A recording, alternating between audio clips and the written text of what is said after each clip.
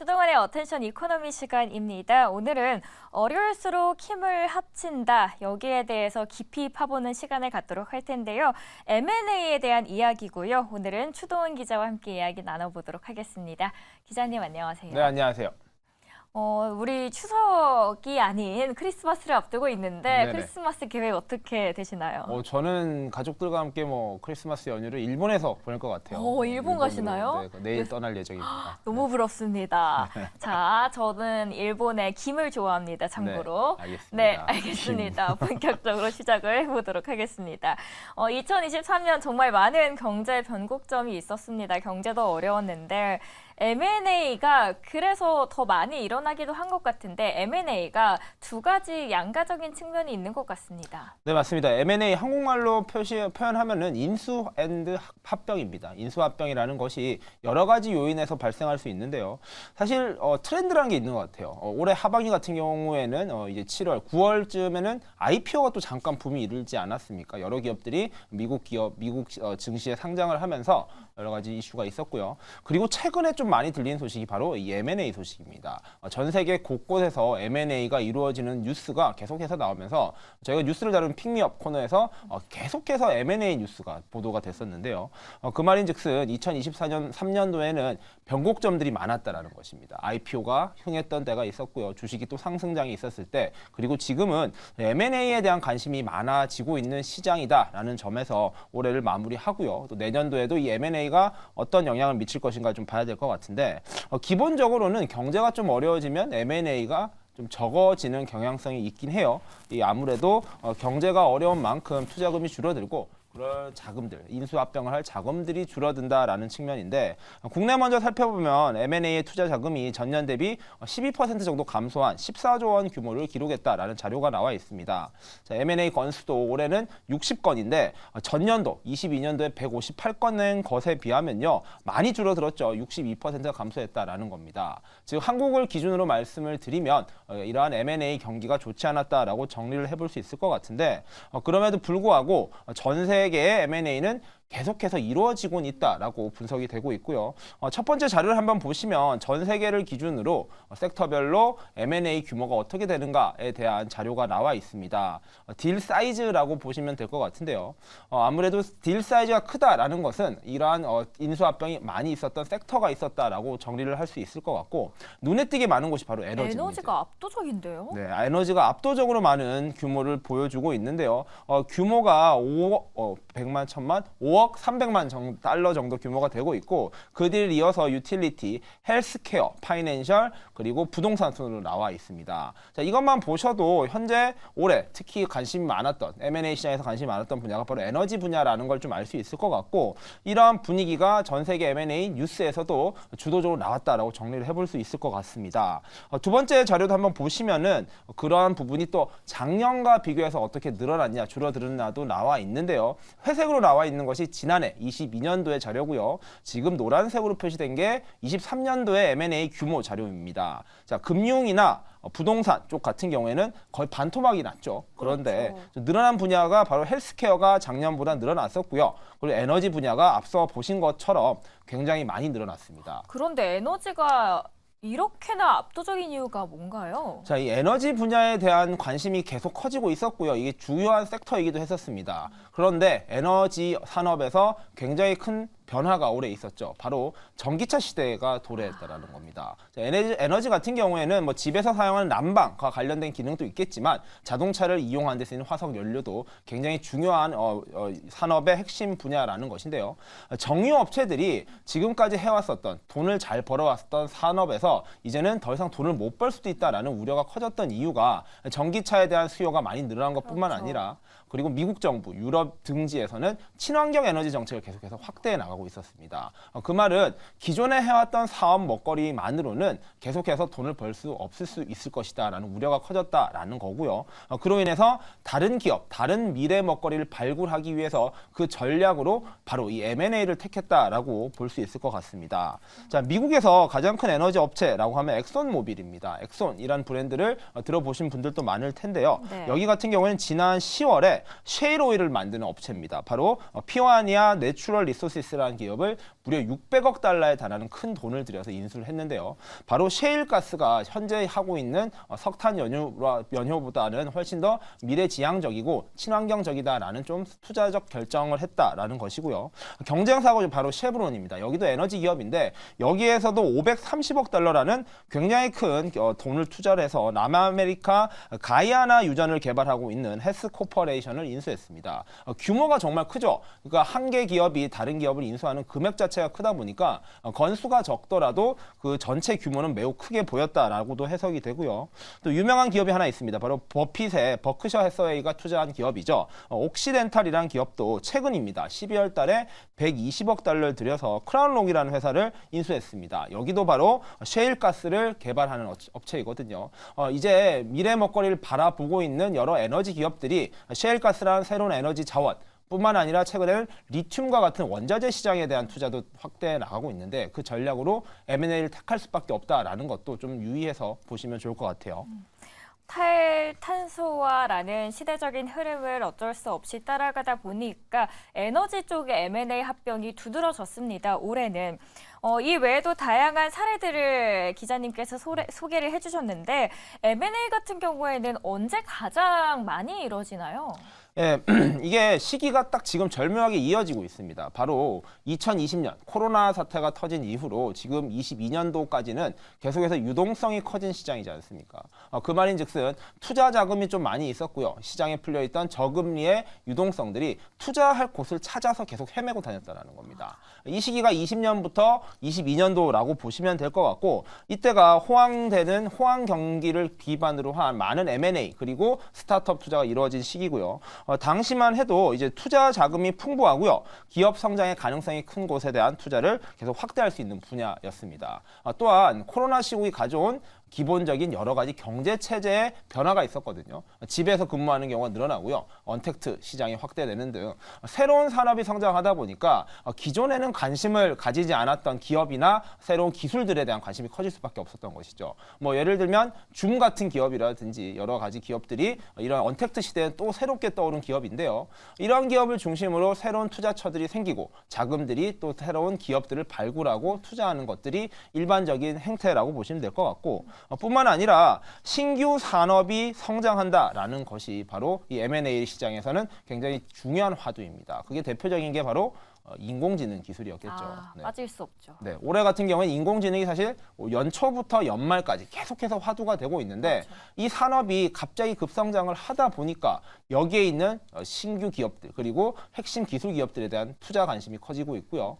빅테크 기업들이 기존에 해왔던 사업들을 워낙 또 잘해왔는데 여기에서 사업을 조금 더 확장시키고 인공지능에 진출하는 것을 스스로 개발하는 것 대신에 사실상의 M&A를 통해서 해결하는 것인데 그게 대표적인 게 사실 마이크로소프트가 해왔던 오픈 AI에 대한 투자였습니다. 이게 지분을 49% 가지고 있기 때문에 인수 합병은 아니거든요. 하지만 이 49%라는 절묘한 숫자를 가지고 사실상의 인수합병과 다를 바 없는 운영을 해왔다는 겁니다. 이런 것들도 새로운 산업이 태동하는 시기에는 빈번하게 일어날 수 있는 일이라고 보시면 될 것 같고 오픈 AI의 라이벌이라고 불리는 기업이 있습니다. 엔트로픽이라는 신규 AI 기술 업체가 있는데 여기 기업 가치가 무려 184억 달러에 달합니다. 매우 큰 기업 가치를 평가받고 있는데 이 기업 역시 많은 빅테크 기업들이 언제든지 인수를 노릴 수 있는 핵심적인 기술 기업입니다. 즉 AI 기술이 계속해서 성장하면서 새로운 M&A가 확대될 수 있는 기회가 포착되고 있다라고 정리가 될 것 같아요. 그렇다면 M&A를 언제 할까 곰곰이 생각해보면 두 가지로 요약을 해볼 수 있을 것 같습니다. 내가 지금 잘하는 거를 더 열심히 해서 더 잘하고 싶을 때와 또 한편으로는 내가 지금 갖고 있지 않는데 산업이 너무 그쪽으로 커가고 그렇죠. 있는 거죠. 예를 들어서 AI 같은 경우에는. 그러니까 내가 갖고 있지 않은 거를 저쪽이 너무 잘해. 그러면은 이걸 같이 합병을 해서 더 잘하는 기업으로 만들고 싶을 때 이렇게 두 가지인가요? 아니면 더 있을까요? 네, 말씀해 주신 게 조금 더 제가 첨언을 하자면 정말 맞는 말씀이시고요.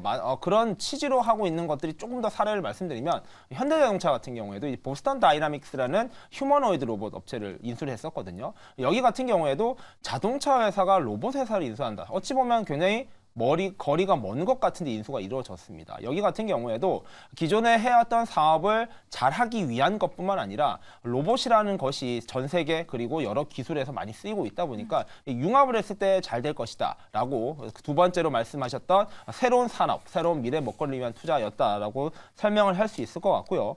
말씀해 주신 대로 M&A가 금방과 같은 상황에서는 대체적으로 잘 이루어지는데 그렇지 않은 상황에서도 M&A가 많이 이루어질 수 있습니다. 언제죠? 그게 바로 지금 올해와 그리고 내년도에 예상되는 시장이라고 보시면 될 것 같은데요.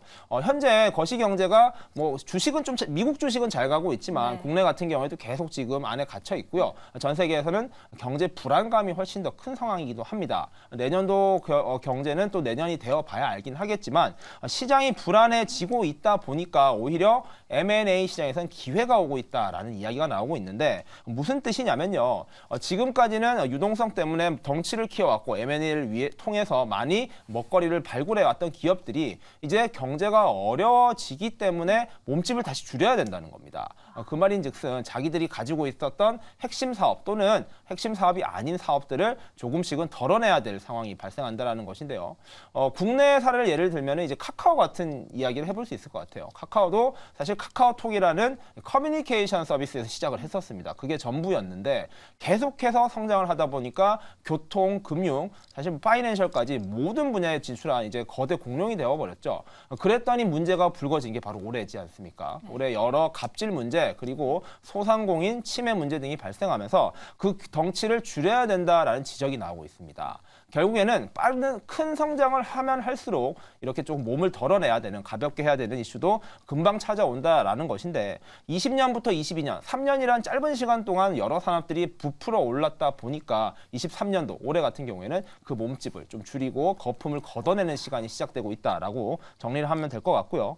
이렇게 M&A 시장에서 여러 매물들이 나올 수밖에 없는 구조가 있다 보니까 오히려 지금이 M&A의 좋은 기회다라는 역발상 투자도 이야기가 나오고 있는데요. 왜 그러냐면 기존에는 너무 기업 평가가 과했다라는 겁니다. 이게 정말로 비전이 있고 좋은 기업은 맞지만 과연 이 기업 가치가 이렇게까지라고 했던 생각들이 20년부터 22년 사이에 있었다면 그 기업의 거품들이 거쳤던 지금 시점에 오히려 진짜로 숨은 진주를 찾을 수 있는 기회가 있다라는 겁니다. 그 중에 하나가 그럼 이번에 인수된 쿠팡이 하나의 예시로 될 수 있을까요? 역시 앵커님이 너무 잘 알고 계신 것 같은데요. 맞습니다. 이제 쿠팡이 최근에 파페치라는 명품 거래 플랫폼을 인수를 했죠. 5억 달러 정도를 투자를 했었는데 이 기업의 가치가 사실은 20억 달러까지 갔었습니다. 그게 불과 1년 전, 2년 전이었거든요. 그러니까 2년 만에 기업 가치가 뭐 4분의 1 토막이 낮다. 그보다 더 낮아졌었다는 이야기가 있는데 그러한 상황을 봤을 때 쿠팡이 이번에 파페치를 인수한 게 어찌 보면은 좋은 기업을 싼 값에 샀다라고도 볼 수 있고요. 아니면은 그보다도 낮은 기업의 가치가 있는 기업을 조금 비싼 가격에 사서 실패한 투자가 될 것이다라는 두 가지 전망이 공존하고 있습니다. 그 결과는 내년도 내후년도에 쿠팡이 과연 이 서비스를 어떻게 잘 살려내느냐에 딸렸다. 이 경영자의 역량에 달렸다라고 평가를 해야 될 것 같은데 어찌됐든 간에 이 기존의 M&A를 꿈꿔왔었지만 부담이 됐었던 기업 입장에서는 지금과 같이 어려운 시장이 오히려 M&A 매물이 조금 더 많고 기업의 옥석을 가릴 수 있는 좋은 기회다라는 평가까지 나오고 있는 것이죠. 저도 추 기자님이 계속해서 뒤에 소개해 주시는 코너에서 그런 쿠팡의 인수 소식을 들었는데 이렇게 좋은 M&A 소식도 있지만 최근에는 좀 무산되는 경우들도 곳곳에서 뉴스들이 나오고 있거든요. 그 이유가 뭔가요? 네, 뭐 최근에 나왔던 대표적인 사례는 바로 이 어도비입니다. 이 포토샵이나 여러 가지 디지털 여러 플랫폼들을 가지고 있는 기업인데요. 어도비가 최근에 영국의 규제 기관 때문에 기존에 인수하려고 했었던 클라우드 기반 디자인 소프트웨어 회사죠. 피그마에 대한 인수를 포기 선언을 했습니다. 그게 바로 지난주에 있었던 일이거든요. 여기 같은 경우에도 디자인 회사가 또 다른 디자인 회사를 인수하려는 것은 결국에 시장의 지배력을 너무 강화하는 초사다라는 이유 때문에 영국에서 승인을 안 해준 겁니다. 지금 현재 분위기는요. 독과점에 대한 이슈가 굉장히 부각되고 있는 시점입니다. 저희가 지난주 어텐션 때 다뤄졌던 이슈가 바로 독과점 이슈였거든요. 그렇죠. 그 말인즉슨 전 세계가 기업이 너무 거대해지고 계속해서 몸집을 불러나는 것에 대한 거부 반응을 보여주고 있다라고 정리를 할 수 있을 것 같고요. 여러 가지 사례가 있습니다. 사실 올해 가장 주목받았던 반도체 기업 엔비디아죠. 엔비디아 같은 경우에는 올해 9월에 뉴욕 증시에 상장을 했었던 ARM, 이 영국의 반도체 설계 회사를 2021년도에 인수하려고 했었습니다. 가격을 400억 달러까지 베팅을 했었는데요. 이 역시 미국 정부에서 반도체 기업이 또 반도체 설계사를 인수하는 것 너무 강력한 경쟁자가 생긴다라는 측면에서 이를 무산시켰습니다. 결국에 엔비디아가 포기를 했었고요. 어도비 같은 전 세계적으로 유명한 디지털 플랫폼도 인수를 포기하는 뉴스 상황. 계속해서 이러한 M&A가 무산되는 뉴스도 나올 수 있다는 점은 조금 함의하는 바도 크다라고 좀 봐야 될 것 같아요. 그런데 이런 와중 속에서도 일본이 큰 손으로 떠오르고 있다면서요? 이게 또 저희가 어제 다룬 뉴스지 네. 않습니까? 바로 일본제철이라고 불리는 일본을 대표하는 철강 기업이 US 스틸, 미국의 자존심, 미국의 아메리카 드림을 상징하는 이 US 스틸을 인수한다라는 보도가 나왔었습니다. 이게 지금 뭐 미국 의회 반대 때문에 무산될 가능성이 크다라는 네. 보도는 나오고 있는데 어찌됐든 일본이 빠르게 움직이면서 M&A 시장에서 큰 손으로 떠오르고 있다라는 뉴스가 미국 현지에서도 나오고 있고요. 보도가 계속해서 나오고 있습니다.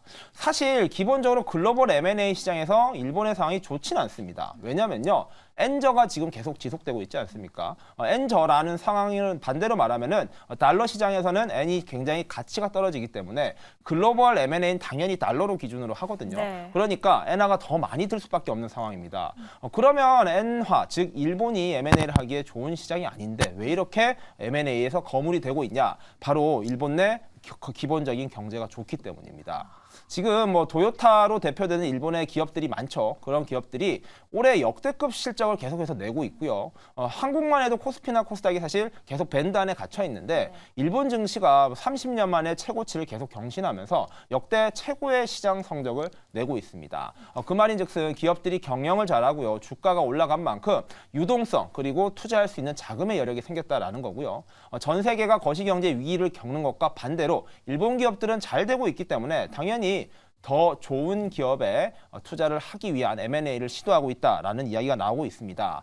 그래서 일본 제철이 이 US 스틸을 인수하겠다라는 발표가 시작일 수도 있다라는 이야기가 벌써부터 나오고 있습니다. 그 부분을 좀 체크를 해보셔야 될 것 같고 뿐만 아니라 일본 내부에서도 이러한 M&A가 굉장히 활발하게 이루어지고 있다라는 보도도 나오고 있는데 저희가 처음에 말씀드렸던 한국은 M&A가 올해 많이 줄었다라고 말씀드린 것과 달리 일본 같은 경우에는 많이 늘었습니다. 한번 자료를 보시면요. 일본 내 M&A 거래 금액이 지금 나오고 있습니다. 그런데 올해 23년도에 일본 내 M&A 거래 금액이 2005년도 이후로 최대치를 기록했다라고 이야기가 되고 있고요. 그래프만 보셔도 아시겠지만 23년도에는 7조 7천억 엔까지 달할 정도로 굉장히 눈에 띄게 많이 늘어났습니다. 정말 많이 늘어났네요. 그만큼 일본이 앞으로 글로벌 M&A 시장에서 얼마나 큰 활약을 하느냐에 따라서 전 세계 경제, 전 세계 기업 경쟁력의 가치와 구도도 많이 바뀔 수 있다 정도로 정리해 보시면 될 것 같아요. 네. 오늘 이야기해주신 추동훈 기자님 일본으로 이만 보내드리도록 하겠습니다. 오늘 잘 들었습니다. 네. 미국 증시 오늘 개장이 됐는데요. 개장 전인 특징주들이 있습니다. 나이키가 실적 발표를 했는데 매출이 부진하다 그리고 앞으로도 더 부진할 것이다라는 경고가 나오면서 급락하고 있습니다. 그리고 코인베이스는 최근에 JMP에서 가상화폐 시장에서 아마존닷컴과 유일한 입지를 가지게 될 것이다라는 긍정적인 전망이 나오면서 앞으로 목표가 상향 조정을 했고 프리마켓에서 지금 상승하고 있습니다. 연휴 잘 보내시길 바라겠고요. 지금부터 저희는 다음 이 시간에 다시 찾아뵙도록 하겠습니다. 시청해주신 여러분 고맙습니다.